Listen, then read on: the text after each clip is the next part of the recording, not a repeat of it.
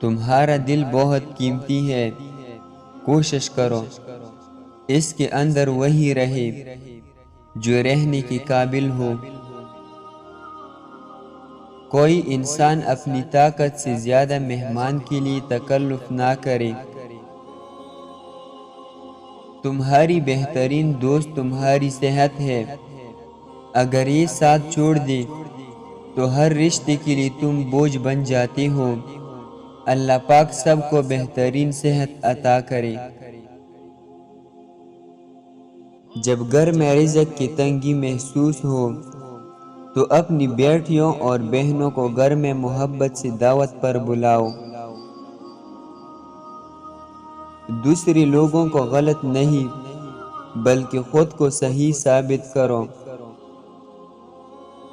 کسی کی منہ پر بے عزتی کرنا اس کو قتل کرنے کے برابر ہے۔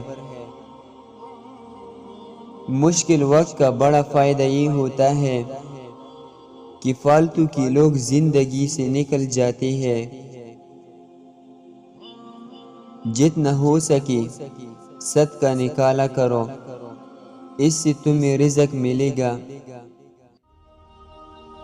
مدد کرو فائدے کے بغیر، سب سے ملو مطلب کے بغیر، عاجزی سے چلو غرور کے بغیر، زندگی جینا سیکھو دکھاوے کے بغیر۔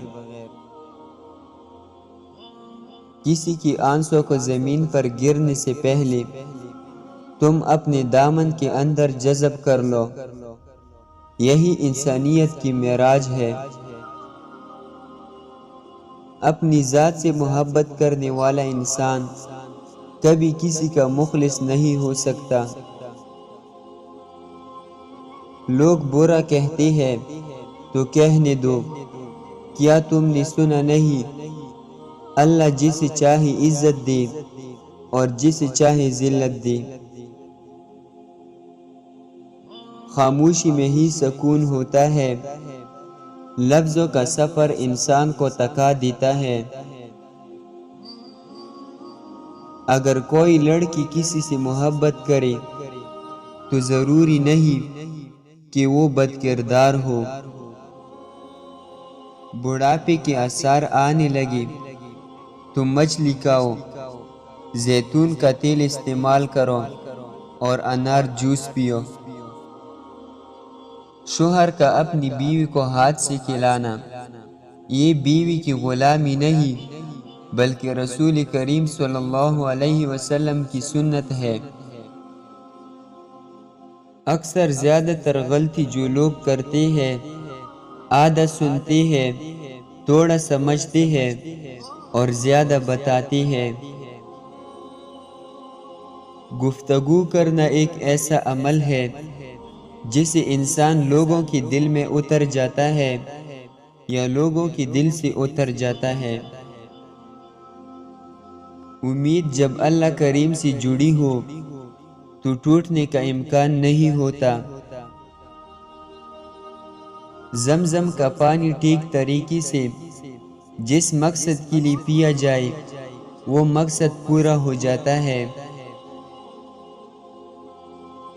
اچھے اخلاق کے اندر میٹھا بولنا ہی نہیں بلکہ کڑوی بات کو برداشت کرنا بھی شامل ہے۔ خاموشی عبادت کا وہ پودا ہے جس کا پھل ہمیشہ میٹھا ہی ہوتا ہے۔ برداشت کے کانوں سے سنو، رحم کی آنکھوں سے دیکھو اور محبت کی زبان سے بات کرو۔ آج کل قیمت دونوں کی چکانی پڑتی ہے، چپ رہنے کی بھی اور بولنے کی بھی۔